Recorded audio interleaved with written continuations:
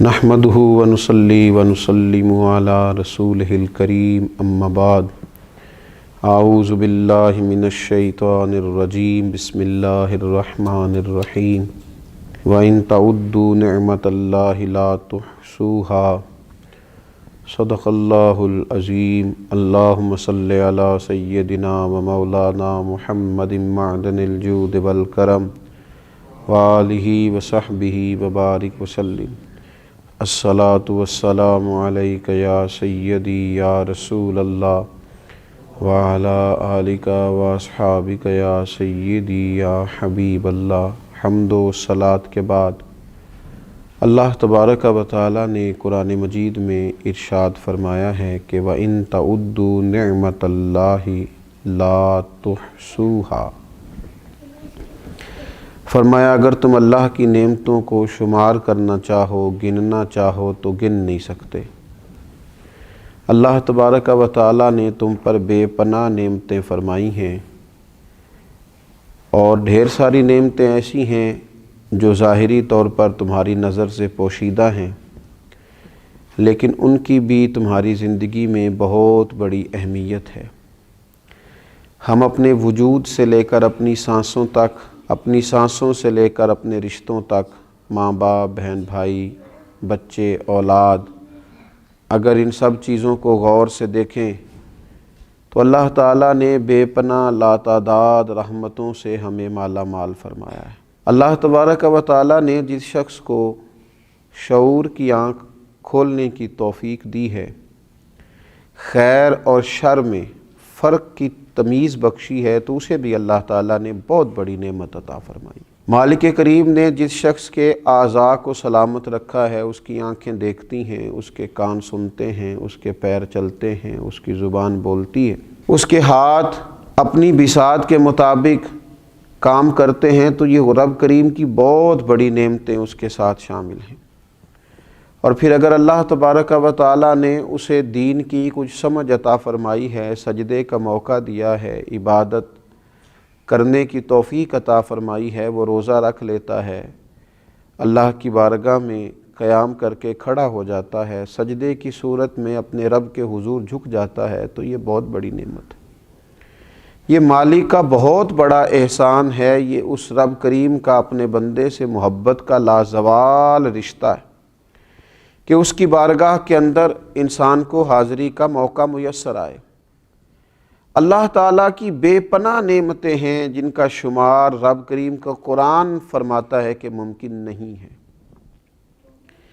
ہم نے کرنا کیا ہے؟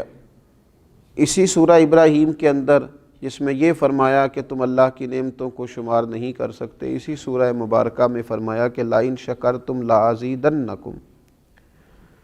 اب اگر تم شکر ادا کرو گے تو اللہ تعالیٰ نعمتوں میں اضافہ فرما دے گا۔ وَلَئِن كَفَرْتُمْ إِنَّ عَذَابِي لَشَدِيدٌ، اور اگر تم کفران نعمت کرو گے، ناشکری کرو گے، تو پھر میرا عذاب بھی بڑا سخت ہے۔ ہمارے ہاں ڈھیر سارے لوگ ایسے ہیں جن کی طبیعت کے اندر شکوے پیدا ہو گئے، ان کے پاس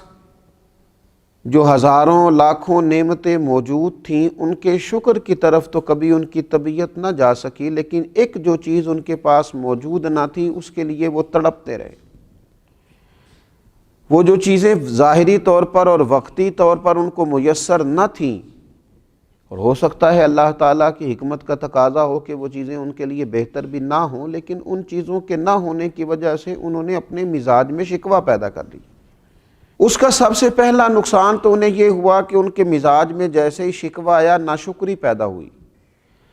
اور جو وہ نعمتیں اللہ نے انہیں دی تھی جنہیں گن نہیں سکتا تھا، ان نعمتوں کے بارے میں اس نے ناشکری کا اظہار کیا، تو یہ اتنی بڑی انہوں نے اپنے لیے روحانی تکلیف قائم کر لی کہ جس کا شمار نہیں کیا جا سکتا۔ اور پھر جیسے جیسے انسان شکوہ کرتا جاتا ہے، جیسے جیسے وہ شکایت کرتا جاتا ہے، جیسے جیسے وہ حرص ہوس میں مبتلا ہوتا جاتا ہے، اس کا دل بے چین ہوتا جاتا ہے۔ شکر کا مزاج سکون پیدا کرتا ہے، اور شکوے کا مزاج انسان کے دل میں بے چینی اور بے قراری پیدا کرتا ہے۔ شکر کا جو مزاج ہوتا ہے وہ انسان کو یہ احساس دلاتا ہے کہ اللہ تعالیٰ نے اسے بہت سارے اپنے بندوں میں سے اس پر اپنی خاص نظر عنایت فرمائی ہوئی ہے۔ اور یہ جو شکوے کا مزاج ہوتا ہے یہ احساس کمتری میں مبتلا کر دیتا ہے۔ انسان یہ سوچتا ہے فلاں کے پاس بڑا کچھ ہے، میرے پاس تو ہے ہی کچھ نہیں، فلاں دیکھو کہاں پہنچ گیا اور میں وہیں کا وہیں رہ گیا۔ یہ جو مزاج ہے ناشکری کا، کفران نعمت کا، یہ انسان کے دل میں کھٹکتا ہے، بے چین کرتا ہے، لوگوں کے بیچ اپنے آپ کو چھوٹا محسوس کرتا ہے، زندگی کمزوری والی جینے لگ جاتا ہے، حقارت کے ساتھ اپنا وقت گزارتا ہے۔ میرے رسول پاک صلی اللہ تعالیٰ علیہ وآلہ وسلم ہماری اس خوبصورتی کے ساتھ تربیت فرماتے ہیں کہ جو بالکل عین ہمارے شعور کے قریب بات چلی جاتی ہے۔ حضور علیہ السلام نے ارشاد فرمایا، جب تم میں سے کوئی شخص اللہ تعالیٰ کی نعمت کی قدر کرنا چاہے، اپنے اوپر اللہ تعالیٰ کی نعمتوں کا احساس پیدا کرنا چاہے، تو وہ اپنے سے کم درجے کے شخص کو دیکھے،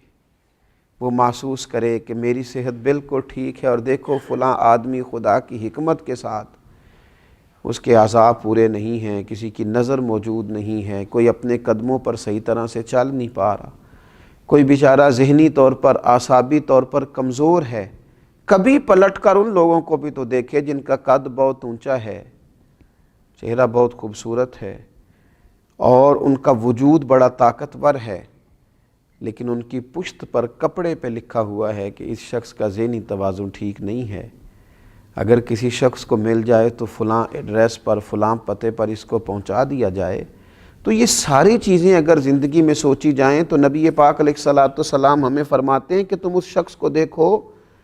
جس کو بظاہر اللہ تبارک و تعالیٰ نے تم سے کم چیزیں عطا کی ہیں، اس کو جب دیکھو گے تو مقام شکر پیدا ہوگا، طبیعت کے اندر تمہارے نعمتوں کی قدر پیدا ہوگی، اپنے رب کے ساتھ تمہاری دلچسپیاں بڑھیں گی۔ اور حضور علیہ السلام ارشاد فرماتے ہیں اس شخص کو چاہیے کہ وہ اپنے سے بڑے درجے کے آدمی کو کبھی نہ دیکھے، وہ اس طرف توجہ کبھی نہ کرے کہ دیکھو یہ آدمی کہاں پہنچ گیا ہے، میں کہاں رہ گیا ہوں، اس کے پاس کتنا مال آ گیا، کتنی دولت آ گئی، اقتدار آ گیا، فلاں چیز آ گئی۔ ان چیزوں میں جتنا زیادہ الجھتا جائے گا مزاج میں ناشکری پیدا ہوگی، طبیعت میں تکلیف آئے گی، اعصاب شکن تک چیزیں پیدا ہو جائیں گی، اس کا دل بے چین رہے گا، طبیعت بے قرار رہے گی۔ تو جو اللہ نے دیا ہے اس پر جو لوگ خوش رہتے ہیں، سادہ معنی یہ ہے کہ دنیا میں خوش وہ ہے جو اپنے نصیب سے خوش ہے، دنیا میں خوش وہ ہے جو اپنے رب کی عطا پہ خوش ہے، دنیا میں خوش وہ ہے جس کو اللہ تعالیٰ نے جہاں کھڑا کیا ہے وہاں وہ پورے ذوق شوق سے کھڑا ہو گیا، وہ آدمی دنیا میں بڑا خوش ہے۔ تو اپنی زندگی میں جب مزاج شکر پیدا کیا جائے، آپ دیکھیے انبیاء کرام علیہم السلام کے شکر کرنے کا کیا انداز ہے، وہ کس طرح شکر ادا کرتے ہیں۔ حضرت سیدنا داؤد علیہ السلام اپنے رب کریم کی بارگاہ میں عرض کرتے ہیں، کہتے ہیں اے اللہ میں تیرا شکر کیسے ادا کروں، تو مجھ پر نعمت کرتا ہے، میں اس کا شکر ادا کرتا ہوں تو ایک نعمت اور فرما دیتا ہے، میں اس کا شکر ادا کرتا ہوں تو اور نعمت ادا کر دیتا ہے۔ مالک تیری نعمت پر نعمت، فضل پر فضل، عطا پر عطا، کرم پر کرم ہوتا جاتا ہے، تو میں تو ڈھونڈتا رہتا ہوں کس نعمت کا شکر ادا کروں۔ حضرت داؤد نے جب یہ بات کی تو رب کریم نے فرمایا داؤد اب تم اپنے رب کو پہچان گئے ہو، اب تم نے اپنے مالک کا شکر ادا کیا ہے۔ حضرت موسیٰ علیہ السلام اپنے رب کریم کی بارگاہ میں عرض کرتے ہیں اے رب میں تیرا شکر کیسے ادا کروں جبکہ تیری سب سے چھوٹی نعمت جو میرے اوپر ہے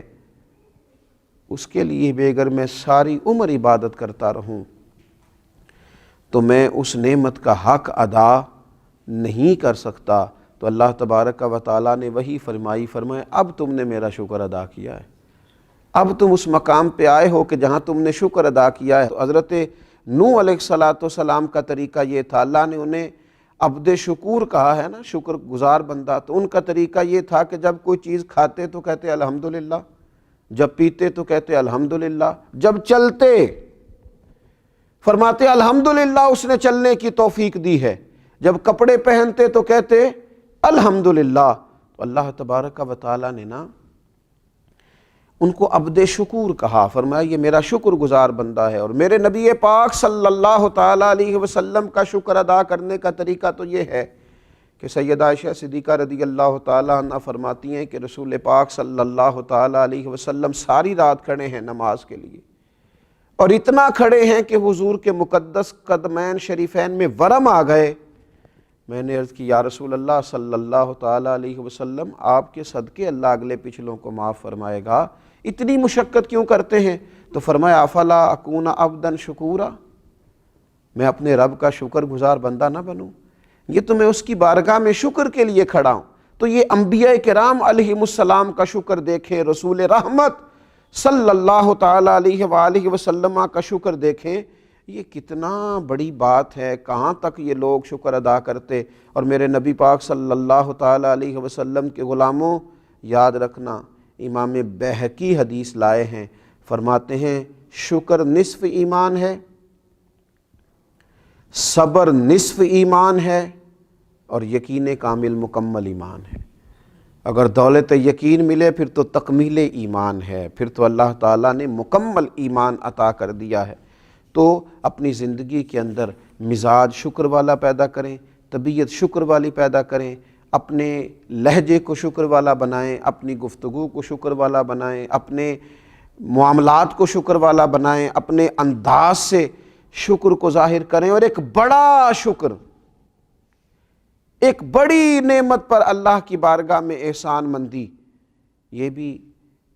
امام بیہقی رحمۃ اللہ علیہ اس حدیث کو لاتے ہیں۔ نبی اکرم صلی اللہ تعالیٰ علیہ وسلم کا ایک شخص کے پاس سے گزر ہوا، وہ کہہ رہا تھا تمام تعریفیں اس اللہ تعالیٰ کے لیے جس نے مجھے اسلام کی ہدایت دی، جس نے مجھے رسول اللہ صلی اللہ تعالیٰ علیہ وسلم کی امت میں رکھا۔ نبی پاک صلی اللہ تعالیٰ علیہ وسلم نے اس کی بات کو سنا تو فرمایا تم نے بڑا ہی عظیم شکر ادا کیا، تم نے بڑا عظیم شکر ادا کیا ہے۔ تو امیر حرم، میں غریب بے نوا، تو کجا من کجا، ان کا دیوانہ ہوں، ان کا مجذوب ہوں، اور لوگوں کیا یہ کم ہے کہ میں ان سے منسوب ہوں۔ فرمایا یہ تم نے عظیم شکر ادا کیا ہے اس نعمت پر کہ اللہ نے اسلام کی توفیق دی اور نبی پاک علیہ الصلاۃ والسلام کا امتی بنایا۔ تو یہ ناشکری روحانی بیماری ہے، اور شکر کرنا یہ اس بیماری کا علاج ہے۔ ناشکری دل کو تکلیف دیتی ہے اور شکر بندے کے دل کو ٹھنڈا کرتا ہے۔ اللہ تعالی ہمیشہ شکر گزار بندہ بننے کی توفیق عطا فرمائے۔ وما علینا الا البلاغ۔